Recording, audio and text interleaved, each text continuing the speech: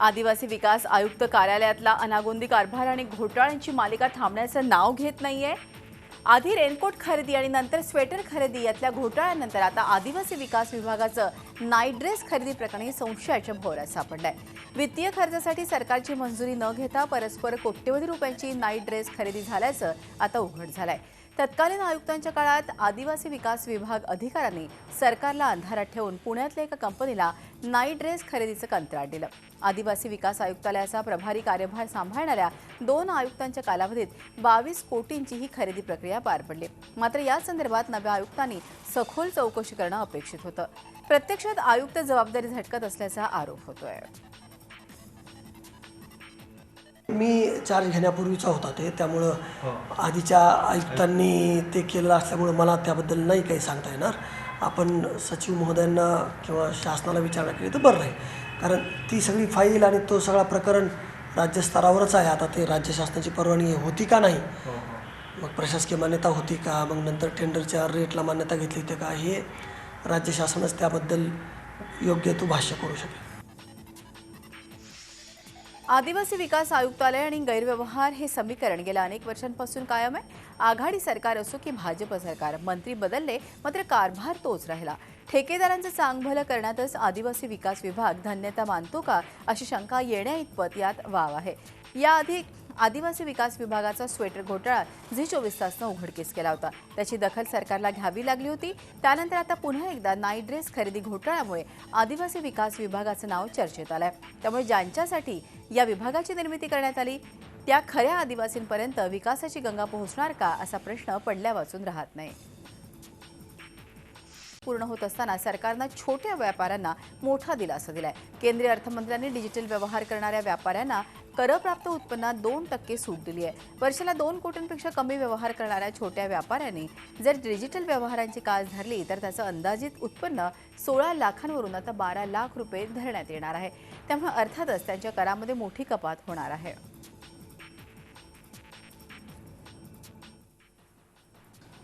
छोटे व्यवसायिक को डिजिटल इकोनॉमी की तरफ वो जाए, इसमें एक अमेंडमेंट कल हम लोगों ने किया है और वो अमेंडमेंट ये है कि जितनी भी अपनी बिजनेस ट्रांजैक्शंस अपनी इस 2 करोड़ तक टर्नओवर में वो डिजिटल मोड से करता है या चेक मोड से करता है, तो उसकी प्रिजम्पटिव इनकम 8% नहीं मानी जाएगी, लेकिन 6% मानी जाएगी।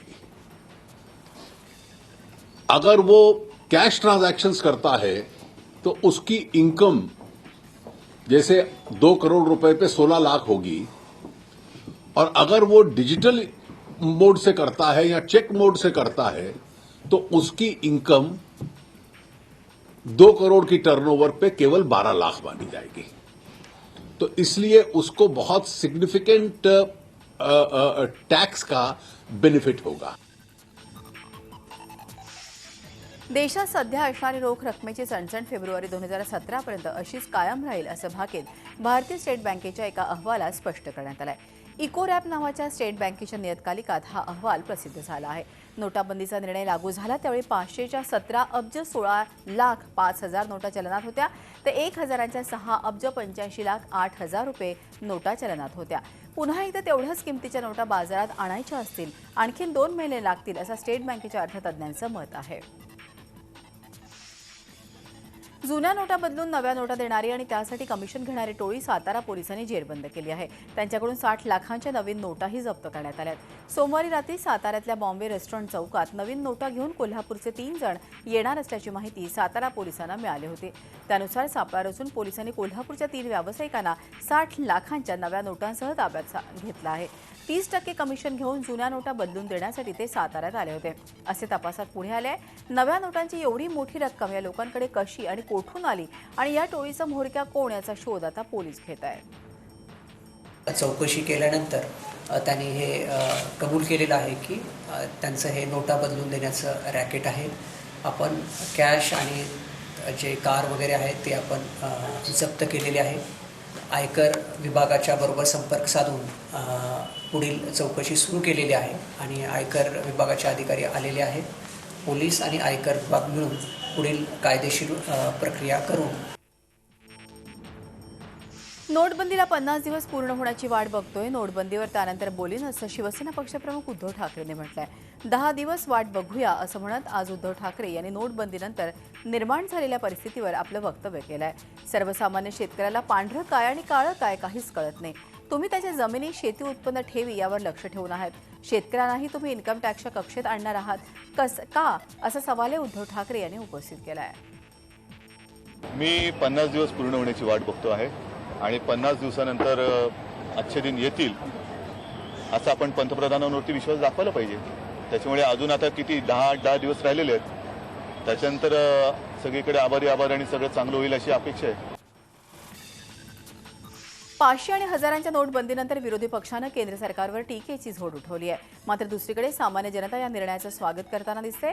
एकीकडे कॅशलेस ट्रान्झॅक्शन तर दुसरीकडे भाज्या आणि दैनंदिन जीवनातील वस्तूच्या उतरलेल्या किमती यामुळे सामान्य नागरिक आनंद व्यक्त करतोय. मुंबईच्या दादर स्थित फ्लेवर रेस्टॉरंटनं भाज्यांचे भाव कमी झाल्यानं नवा मेनू कार्ड ग्राहकांसाठी आणलाय. यात 10% डिस्काउंट देण्यात आलेला आहे. हॉटेल मालक नोटाबंदीनंतर थेट शेतकऱ्यांकडून भाजी खरेदी करतात. त्यात त्यांना भाज्या स्वस्त मिळतात. तसंच रक्कमही चेक किंवा डिजिटल पेमेंटच्या माध्यमातून केली जाते. याचा या हॉटेल मालकांना फायदा होतोय आणि त्यामुळेच त्यांनी ग्राहकांना डिस्काउंट देण्याचा निर्णय घेतलेला आहे. शेतकरी आत्महत्याग्रस्त आणि मागासलेल्या यवतमाळ जिल्ह्यात मायक्रो फायनान्स कंपन्यांनी आपलं जाळं विणलं आहे. याच मायक्रो फायनान्स कंपनीच्या विरोधात गावागावातील महिला आता एकवटल्या असून कर्ज माफ करण्याची मागणी घेऊन लोकप्रतिनिधींना महिलांनी साकडं घातलं आहे. 1000 आणि 500 रुपयांच्या नोटा चलनातून रद्द झाल्यानंतर निर्माण झालेल्या चलन टंचाईमुळे कर्जदार महिलाही आर्थिक अडचणीत सापडल्या आहेत. त्यांची पिळवणूक सुरू झाल्याच्या तक्रारी वाढल्या आहेत. या तावडीतून सुटका व्हावी अशी मागणी महिलांनी केली आहे. सर्वाधिक कापूस उत्पादक जिल्हा असलेल्या यवतमाळमधील प्रियदर्शनी सहकारी सूतगिरणी अचानक बंद करण्यात आल्यानं शेकडो कामगारांची उपासमार सुरू झाली आहे. प्रियदर्शनी सहकारी सूतगिरणी कृती कामगार समितीनं ही सूतगिरणी पूर्ववत सुरू व्हावी म्हणून आंदोलन पुकारलं असलं तरी संचालक मंडळाकडून त्यांना कुठलाही प्रतिसाद मिळालेला नाही.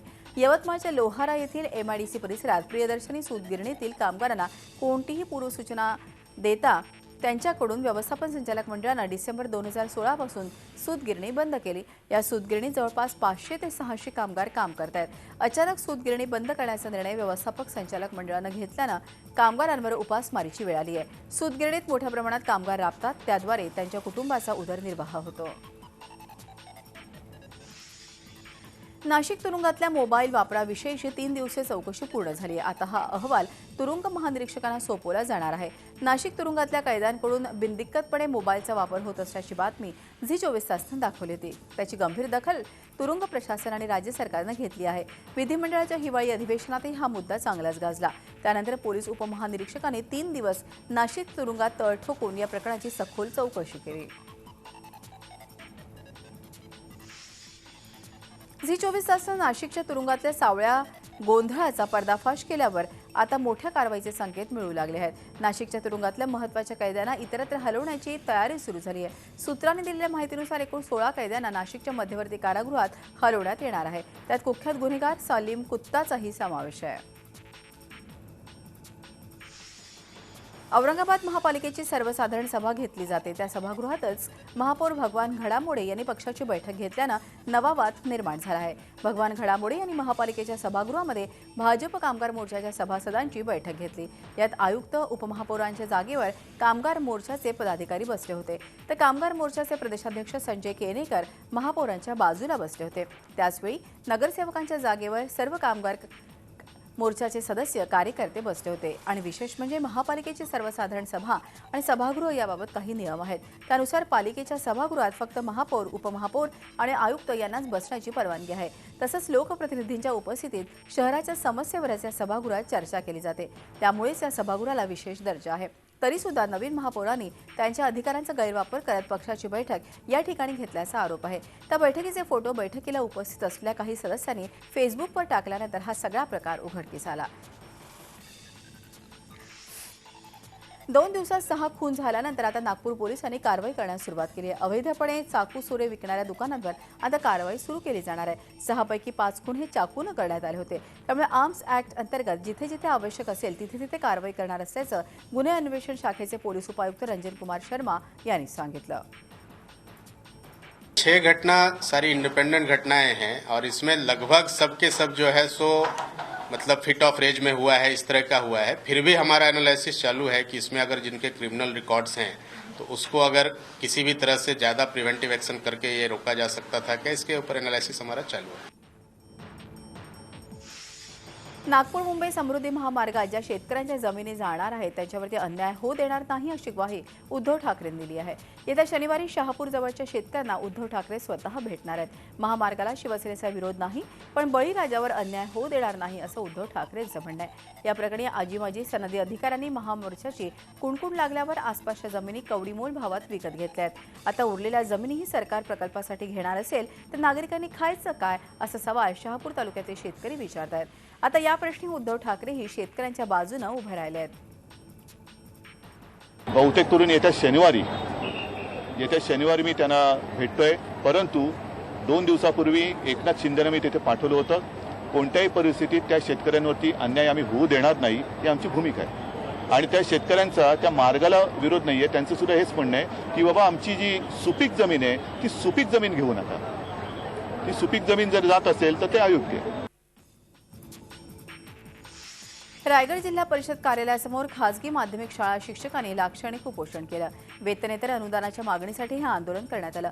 अनेक वर्ष बंद असलेलं वेतनेतर अनुदान सरकारनं 2014-2015 पासून सुरू केलं।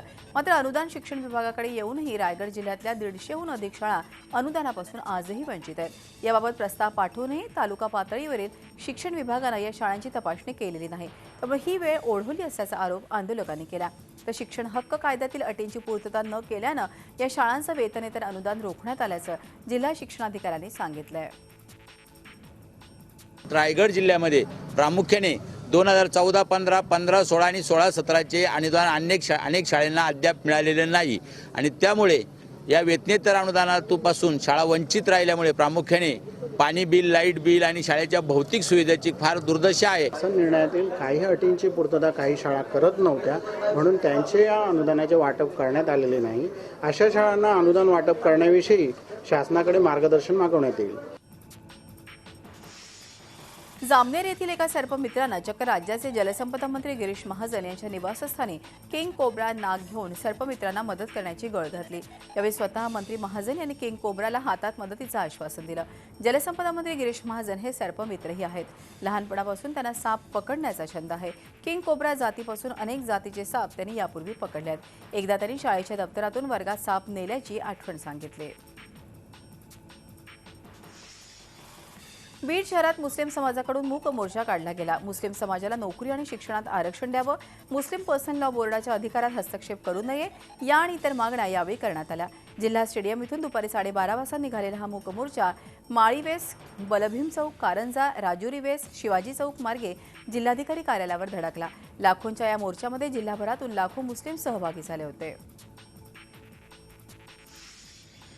पुणे मेट्रोच्या उद्घाटन कार्यक्रमावरून वाद रंगण्याची चिन्ह आहेत। शनिवारी 24 डिसेंबरला मेट्रोचं भूमिपूजन नरेंद्र मोदी यांच्या हस्ते होणार आहे, पण त्या स्टेजवर शरद पवारांना स्थान नाही। त्यामुळे उद्घाटन कार्यक्रमाबाबत वेगळी भूमिका घेण्याचं राष्ट्रवादी काँग्रेसनं जाहीर केलं। त्यामुळे राष्ट्रवादीचं मन वळवण्याचा प्रयत्न पालकमंत्री करतायत। राष्ट्रवादीनं 2 दिवसांचा वेळ भाजपला दिलाय, त्यानंतर हा वाद काय स्वरूप घेतो हे कळेल। दरम्यान पुण्याचे पालकमंत्री गिरीश बापट यांनी महापालिकेत जाऊन महापौर प्रशांत जगताप यांची भेट घेतली। 24 डिसेंबरला मेट्रोचं भूमिपूजन आहे, त्याला महापौरांनी उपस्थित राहावं तसंच कार्यक्रमाला सहकार्य करावं यासाठी गिरीश बापट यांनी ही भेट घेतली। या कार्यक्रमात स्टेजवर शरद पवार यांना स्थान द्यावं अशी राष्ट्रवादीची मागणी आहे।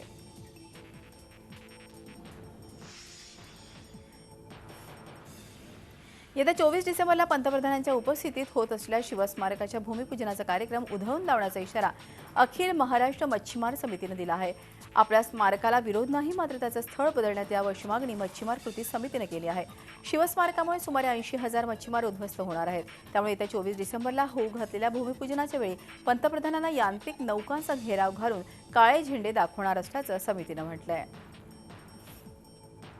24 डिसेंबर रोजी पंतप्रधानांच्या हस्ते शिवस्मारकाचा उद्घाटनाचा कार्यक्रम देवेंद्र फडणवीस साहेबांनी जाहीर केला। 4 वेळा पंतप्रधानांचा कार्यक्रम उद्घाटनाचा कार्यक्रम जाहीर केला होता आणि त्यावेळेला पत्रकार परिषद घेऊन आम्ही हेच म्हटलं होतं की पंतप्रधान साहेब आलेत, 5,000 बोटी आमच्या मच्छीमारांच्या घेऊन आम्ही घेराव करणार आणि हा कार्यक्रम उधळून लावणार।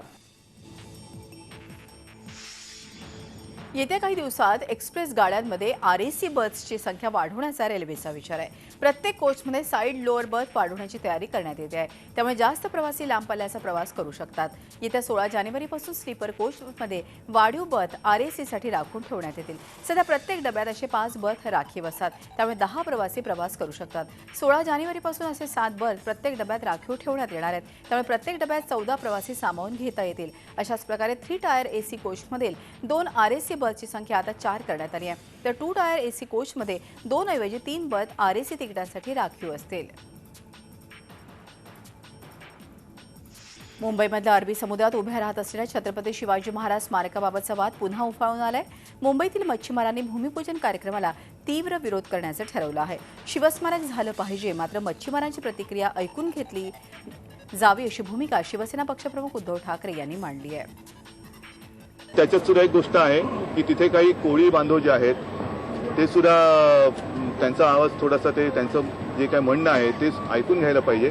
आणि चांगलं जर का काम आपल्याला करायचं असेल, जसं समृद्धीचा मार्ग आहे, शेतकरी म्हणतात की आमच्या सुपीक जागा घेऊ नका, तसं कोळी बांधवांचा सुद्धा जो काही प्रश्न आहे त्याच्यात सुद्धा गांभीर्याने लक्ष देऊन त्यांना सुद्धा विश्वासात घेऊन त्यांच्या प्रश्नाचं उत्तर दिलं गेलं पाहिजे. भायखळ्यापासून आझाद मैदानापर्यंत निघणाऱ्या वेगवेगळ्या मोर्चांमुळे निर्माण होणाऱ्या वाहतूक कोंडीमुळे होणारी गैरसोय टाळण्यासाठी उपाय शोधा असं मुंबई हायकोर्टानं आदेश दिले आहेत. नरिमन पॉइंट चर्चगेट सिटीझन असोसिएशननं या संदर्भातील याचिका दाखल केली होती. रोहित वेमुल्लाच्या आत्महत्येविरोधात मुंबईत भायखळा ते आझाद मैदान असा मोर्चा निघाल्यानंतर जवळपास 6 तास या भागातील वाहतूक ठप्प झाली होती. या दरम्यान अनेक अँब्युलन्सेस देखील अडकलेल्या होत्या.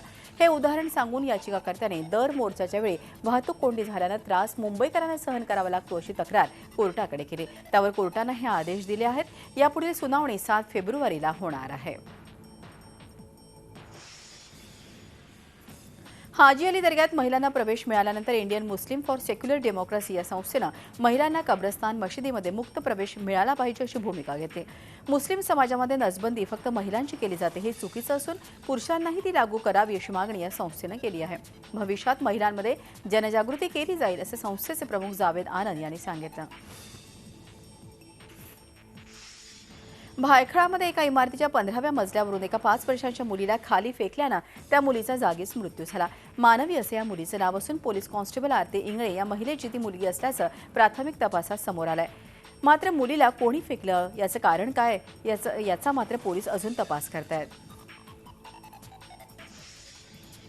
रोटरी क्लब ऑफ देवनारतर्फे चेंबूरच्या फाईन आर्ट गॅलरीमध्ये डॉक्टर बाबा आमटे यांच्या महारोगी सेवा समितीच्या दिव्यांग कलाकारांचा स्वरानंदवन या वाद्यवृंदाचं आयोजन करण्यात आलं होतं. या वाद्यवृंदामध्ये 300 दिव्यांग असलेल्या कलाकारांनी आपली कला सादर केली. रोटरी क्लब ऑफ देवनारतर्फे हा कार्यक्रम बाबा आमटे यांच्या संस्थेला मदत म्हणून आयोजित केला होता. त्यातून मिळणारा निधी या संस्थेला देण्यात येणार आहे. या अनोख्या वाद्यवृंदामध्ये सर्वच कलाकारांनी एकापेक्षा एक गाणी आणि नृत्य सादर केली. यावेळी प्रत्यक्ष बाबा आमटे यांचे सुपुत्र विकास आमटे यांनी उपस्थितांना मार्गदर्शन केलं. या मुलांना मदतीपेक्षा संधी देण्यासाठी हा कार्यक्रम आयोजित केला असल्याचं रोटरी क्लबच्या पदाधिकाऱ्यांनी सांगितलं. उल्हासनगर महापालिकेला आयकर विभागानं नोटीस पाठवली असून या नोटिशीमध्ये नोटबंदीच्या काळात 50,000 रुपयांपेक्षा जास्त मालमत्ता कर भरणाऱ्या मालमत्ताधारकांची यादी आयकर विभागानं मागवली आहे. त्यामुळे उल्हासनगर शहरातील मालमत्ताधारकात खळबळ उडाली आहे.